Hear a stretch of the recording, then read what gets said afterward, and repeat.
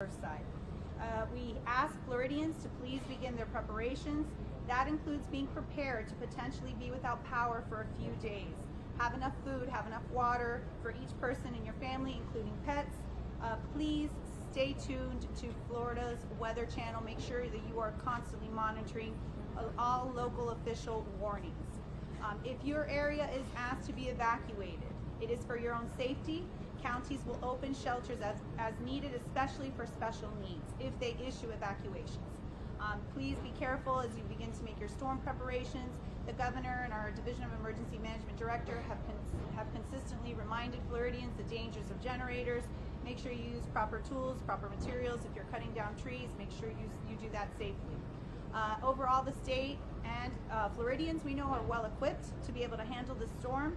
We have our state emergency response teams working round the clock to ensure counties have all the resources they need.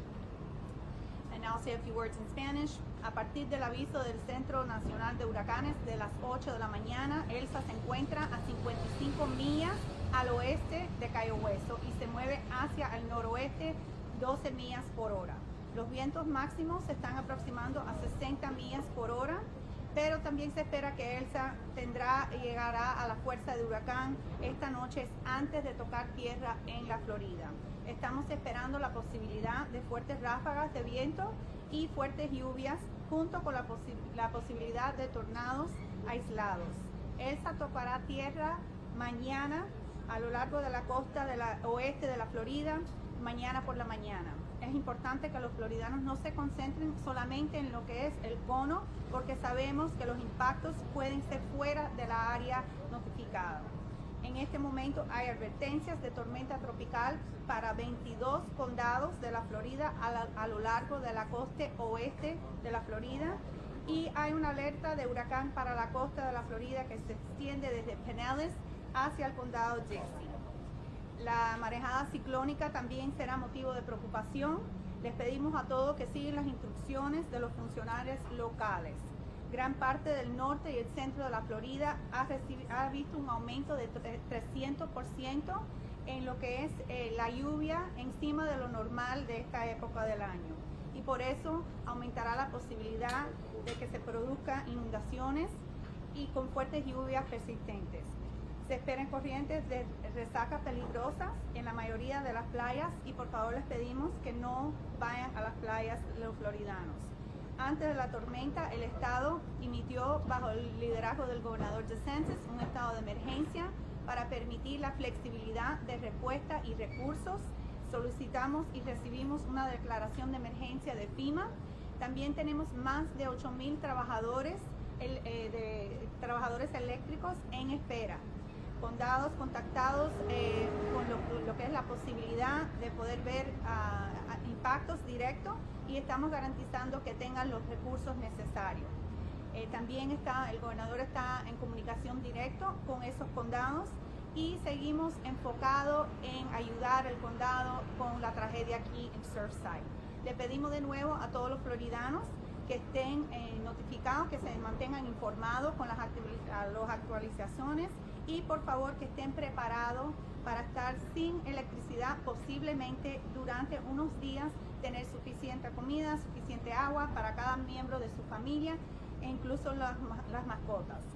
Por favor, les pedimos que presten atención también a todas las advertencias de los funcionarios locales, y en general sabemos que el Estado está bien preparado para combatir y para poder resolver lo que es los impactos de esta tormenta. Y estamos aquí unidos con la alcaldesa asegurando que esta prioridad sigue enfocado al gobernador. Muchas gracias. Thank you very much, Lieutenant Governor. Miami-Dade County Mayor, Daniela Levine Cava.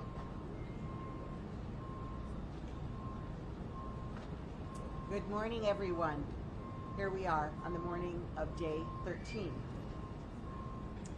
Active search and rescue continued throughout the night, and these teams continue through extremely adverse and challenging conditions. Through the rain and through the wind, they have continued searching.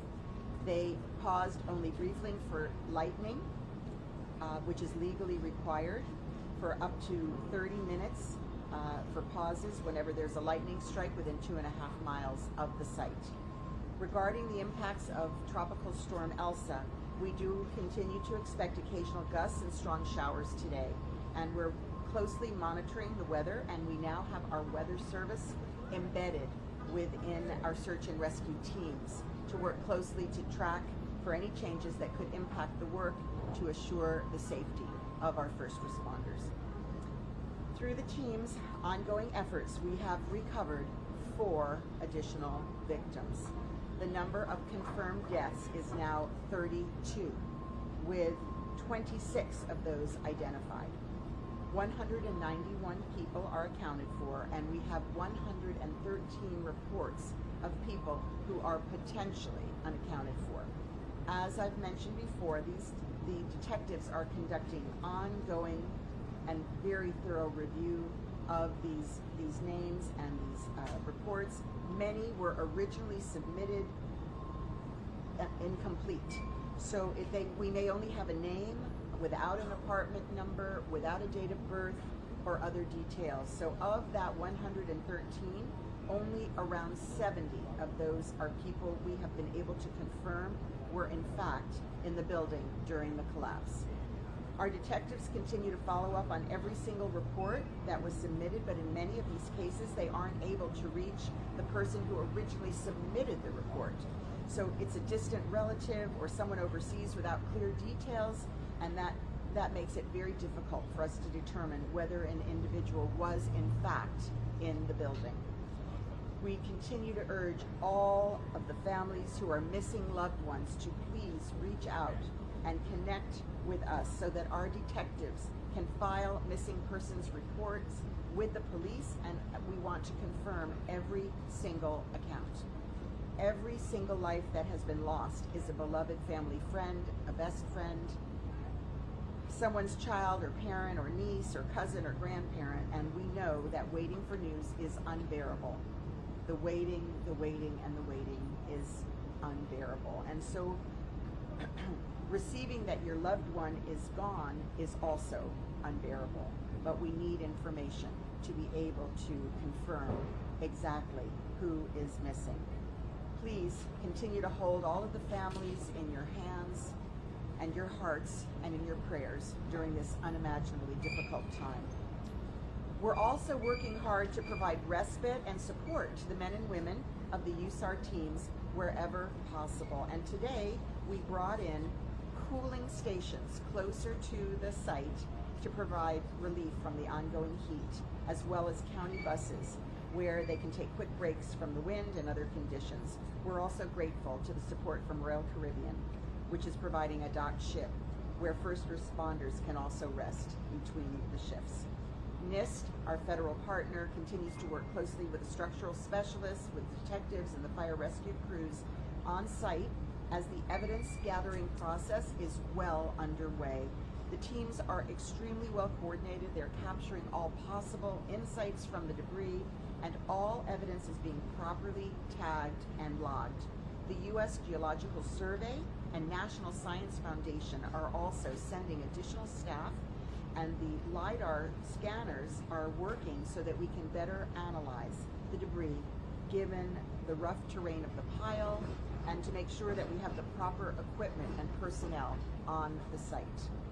All this evidence will be critical to the NIST eventual fact-finding report, and as we are working on all levels, local, state, and federal, to provide answers and accountability for the victims of this unthinkable tragedy. And we're going to be making policy changes, as you know, at every level and at every step in the building process to ensure that this can never, ever happen again. Buenos días, aquí estamos en la mañana del día 13. La búsqueda y el rescate activos continuaron durante la noche. Estos equipos continúan atravesando condiciones extremadamente adversas a través de la lluvia y el viento, y si han tenido que hacer unas pausas por los rayos. En cuanto a otros impactos de Tropical Elsa, esperamos experimentar ráfagas ocasionales y fuertes lluvias. Continuamos monitoreando de cerca el clima y tenemos el servicio meteorológico integrado con nuestros equipos de búsqueda y rescate ahí mismo en los escombros. A través de los esfuerzos de búsqueda en curso del equipo hemos recuperado 4 víctimas más. El número de muertes confirmados ahora es 32, con 26 de ellos identificados. Se contabilizan 191 personas y tenemos 113 personas potencialmente desaparecidas. Como mencionamos anteriormente, los detectives están realizando una auditoría continua de esta lista y están llevando a cabo un proceso extremadamente completo para hacerlo. Muchos de los informes presentados originalmente están incompletos y constan solo de un nombre sin número de apartamento, fecha de nacimiento o otros detalles. De esos 113, solo hemos podido identificar 70 personas de esa lista que los detectives han podido confirmar hasta ahora que estaban en el edificio durante el colapso. Continuamos instando a todas las familias que son seres queridos desaparecidos a que se conectan en persona con nuestros detectives para presentar un informe de personas desaparecidas a la policía, mientras trabajamos para confirmar cada una de las cuentas. Cada vida que se ha perdido es la de un querido amigo de la familia, es un mejor amigo, un hijo, un padre, la sobrina, el primo o el abuelo de alguien. Y por favor mantengan a todos estas familias en sus corazones y en sus oraciones durante este momento inimaginable, difícil para todos. También estamos trabajando arduamente para brindar respiro y apoyo a los hombres y mujeres de los equipos USAR, siempre que sea posible, incluidas las estaciones de enfriamiento, los autobuses del condado donde pueden descansar entre turnos y un barco atracado gracias a Royal Caribbean. Gracias a todos.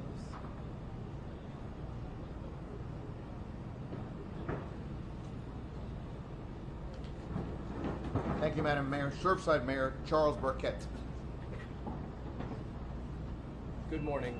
This morning I was up with the family and learned that overnight the work did briefly stop regarding lightning, but has returned to full power. It did return to full power shortly afterwards.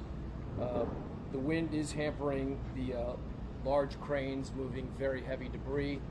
That's a challenge that they're attempting to work around right now. I met with the families this morning, with some families, and the losses to them are catastrophic. One family I met with had a daughter who had recently graduated law school, recently married in January, and obviously the family is distraught and wanting to know every detail about what's happening and whether or not their daughter and their son-in-law are going to be found. I told them that we are working 24 hours a day, 7 days a week, nonstop, with waves of search and rescue teams, and that the Miami-Dade rescue teams out there, including the police and our foreign friends who are also assisting, are doing everything they possibly can, and they are as intent on pulling everybody out of that debris pile as the families are in having those family members pulled out. Governor DeSantis, I met with yesterday. Thank you, Lieutenant, for coming today. And Governor DeSantis wants to supplement the charitable efforts that are ongoing now and has asked me to work on that project. His concern is that nobody fall through the cracks with respect to funding. So there are significant donors that I will be working with, and we will be working to supplement all of the funds that are available to the families and make sure that everybody gets what they need. I know Mayor Cava was at the meeting this morning, also meeting with families, consoling them, providing them information, and letting them know they have our 100% support. Thank you, Mayor Cava, for doing that. As usual, the town of Surfside and I stand ready to provide any support to the rescue effort that we can.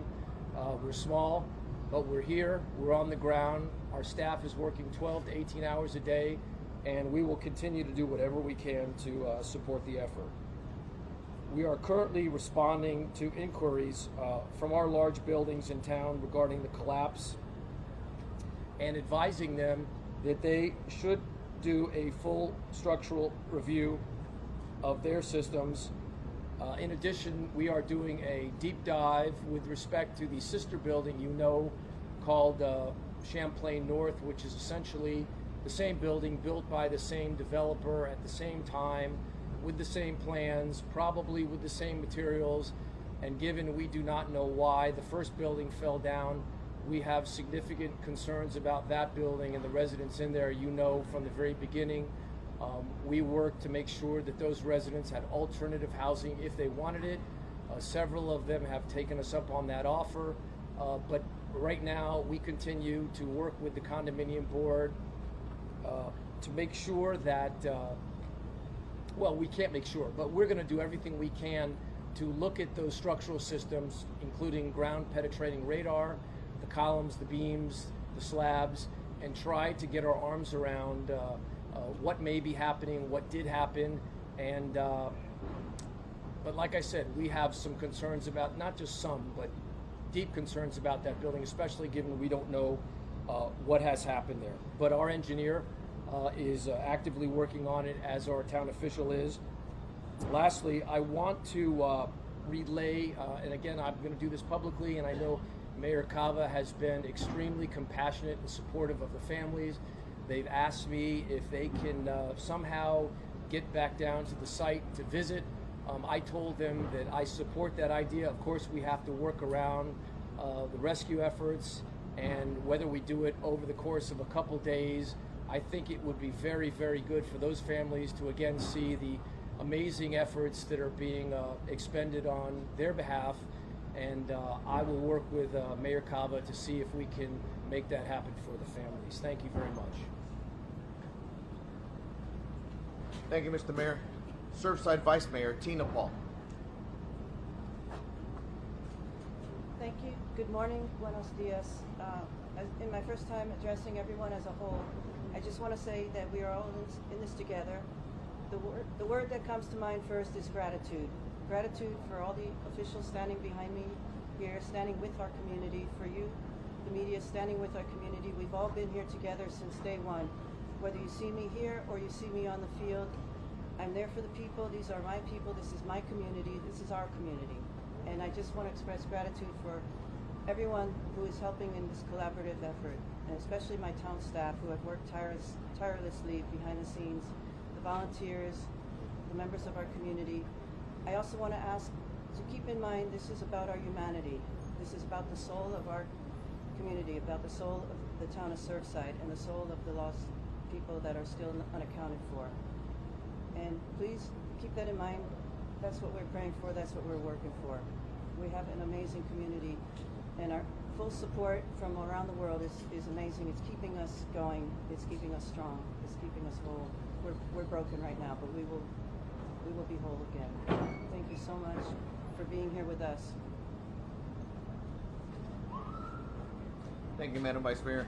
Miami-Dade Fire Rescue Chief Alan Kaminsky. Good morning. We're continuing our search efforts all throughout the entire debris pile, all throughout the night. As mentioned, we did have one stop here at approximately 1 a.m. Due to the inclement weather, thunderstorms, and winds coming through. We were implementing our search again, and again emphasizing searching the entire all grids.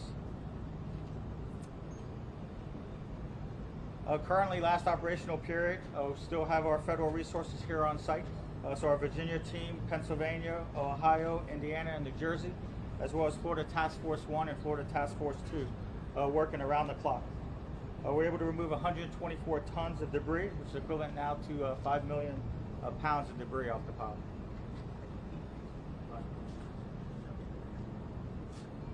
Thank you, Chief. Miami-Dade Fire Rescue Director of Media and Public Relations, Erica Benitez.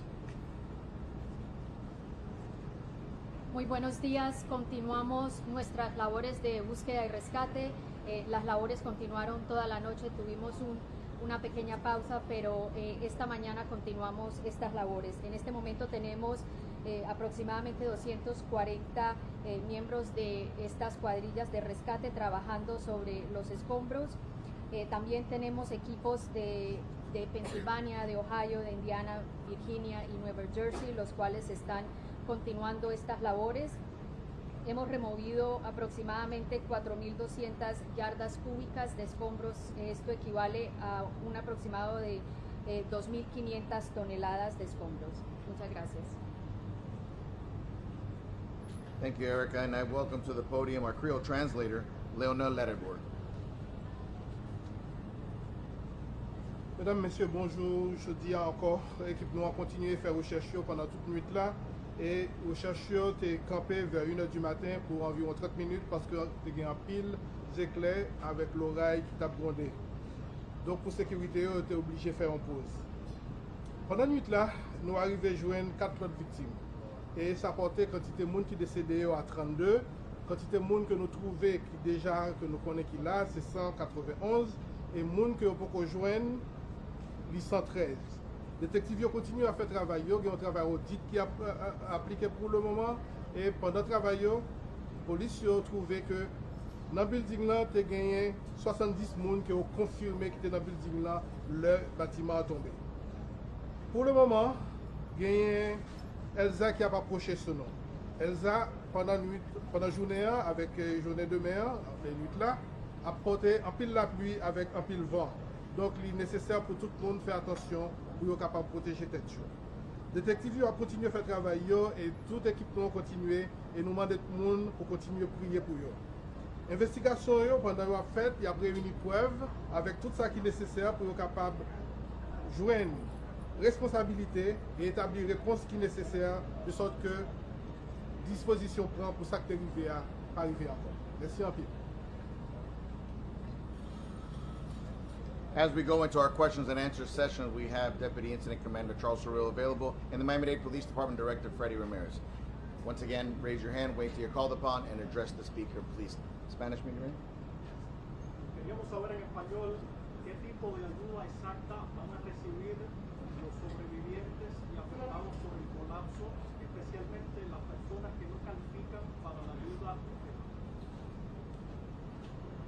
Gracias a la generosidad del mundo entero, tenemos fondos para ayudar a los sobrevivientes. Y tenemos un grupo de fundaciones trabajando, identificando las necesidades que caen al lado y que FEMA y el Estado nos pueden realizar. Y yo estoy trabajando con ellos para ayudar en identificar exactamente la mejor manera de usar los fondos y estamos trabajando juntos para que nadie falte.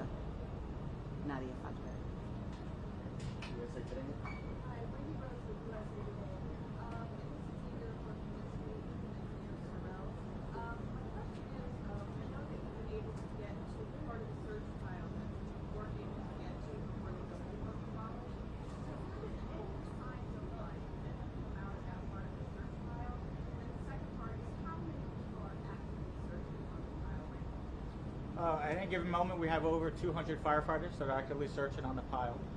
In regards to, yes, the grids that we weren't able to access with the building that was still remaining in place, we have been searching those areas. B1 and D1 was those primary grids, and then partial into B2 and D2. No, unfortunately, we haven't, come across any. Associated Press. This is all for Chief Kaminsky. There was a report that you're having issues with water in the parking garage. Is that correct? And where did the water come from? Was it from the rain or from fighting the fire earlier?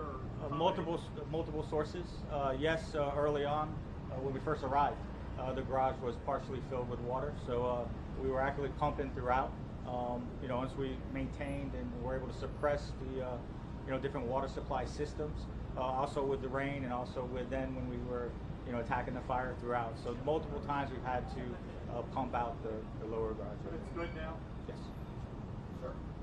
This is regarding the ongoing investigation, and I know it's a bit of a broad question, but how much closer are we to finding the cause of this collapse than we were 13 days ago? So, as you all know, we were focused squarely on search and rescue, but while preserving all possible evidence. And NIST, the National Institute for Standards and Technology, is leading the federal investigation, and they have been able to tag all of the evidence that has been already gathered, and they are embedded and working with our police department to tag everything that is coming through the pile.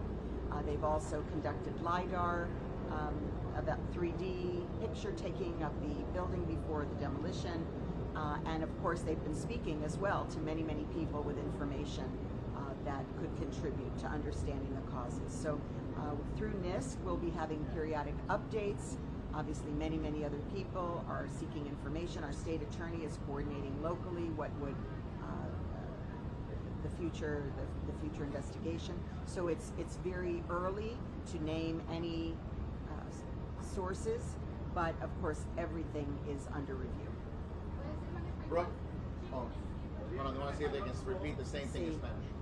Estamos siguiendo con la investigación, especialmente por el gobierno federal que está totalmente involucrado en la búsqueda de la evidencia y marcándolo, pero nosotros estamos siguiendo con la búsqueda como siempre y estamos guardando la evidencia para el futuro mientras todos están mirando,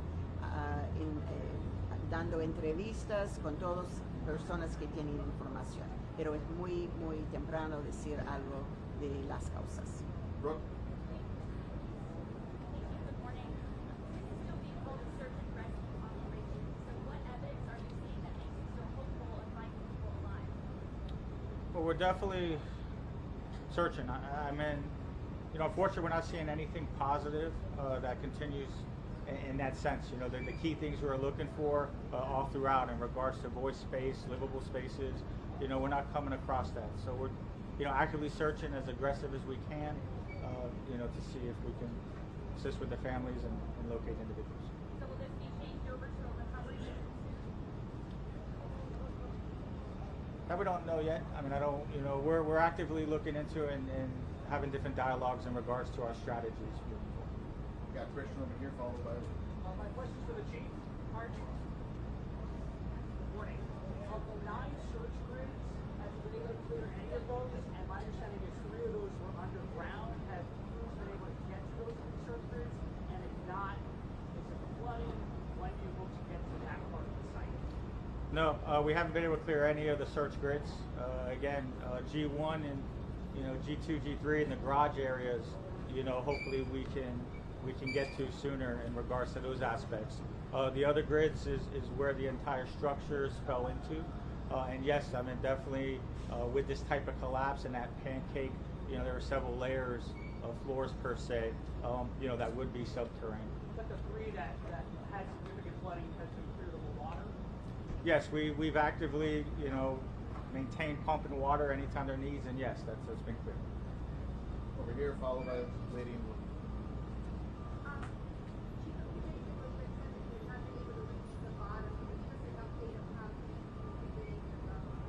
I don't have the exact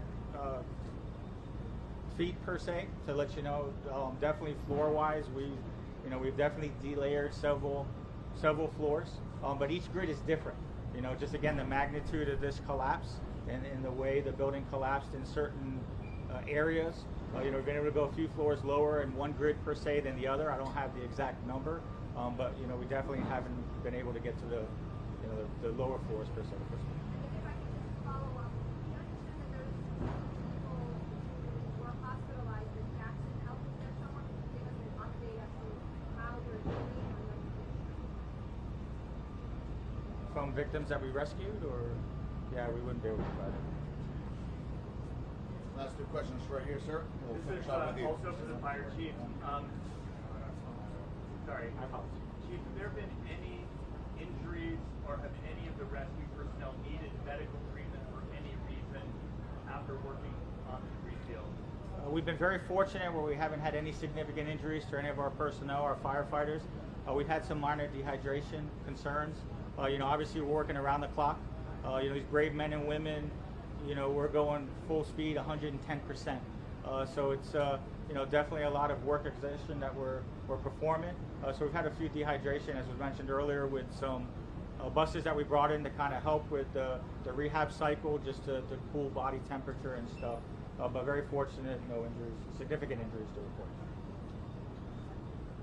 Mayor, obviously there's going to be an extraordinary amount of civil suits being filed down the road. The condo board, the conversations with these people, obviously you're dealing with legal reps. Obviously they have a sense of remorse, but how have those conversations gone, even if you've had time to deal with that?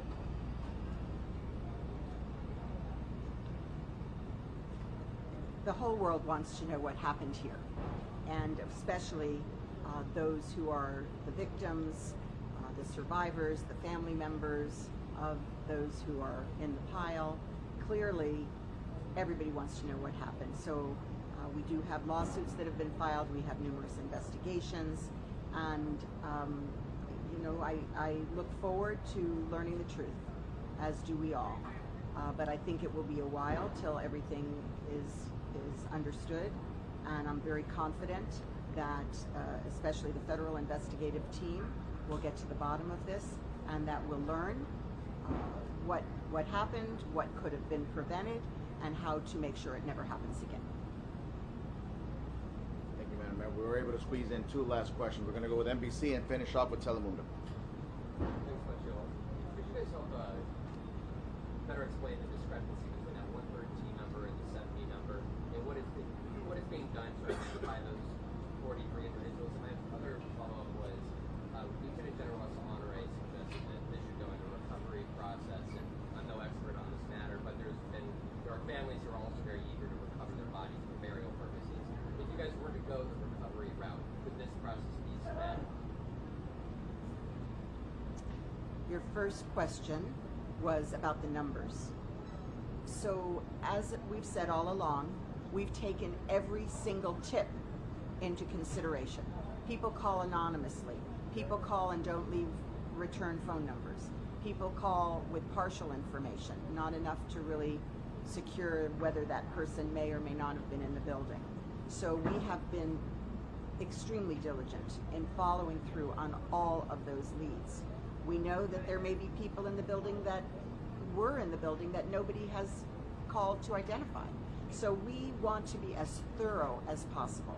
With that to be said, we are now preparing to differentiate between those that we could confirm were in the building and those for whom it's still not confirmed in the way that we would feel confident. So we will be continuing to update those numbers, and we'll bring you updates as soon as we have them.